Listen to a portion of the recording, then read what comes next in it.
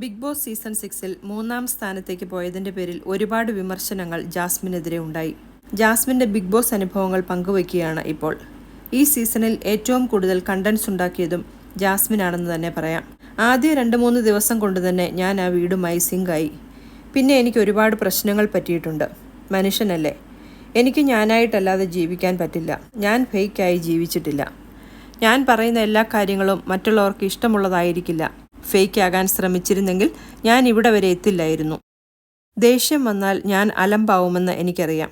ആദ്യം ഞാൻ വിചാരിച്ചു എല്ലാവർക്കും എന്നെ ഇഷ്ടമാവുമെന്ന്. എൻ്റെ സംസാരമൊക്കെ കുറേ പേർക്കൊക്കെ ഇഷ്ടമായിരുന്നു. ടോപ്പ് 5-ൽ വന്ന എല്ലാവരും അടിപൊളിയാണ്. ജിൻഡോയെ വന്നപ്പോൾ മുതൽ ഇഷ്ടമായിരുന്നു. പക്ഷേ ഗെയിമിന് വേണ്ടി പലതും ക്രിയേറ്റ് ചെയ്തതാണ് എനിക്ക് പ്രശ്നമായത്. ഒരു സമയം കഴിഞ്ഞപ്പോൾ ആ പുള്ളി ജയിക്കുമെന്ന് എനിക്ക് തോന്നിയിരുന്നു.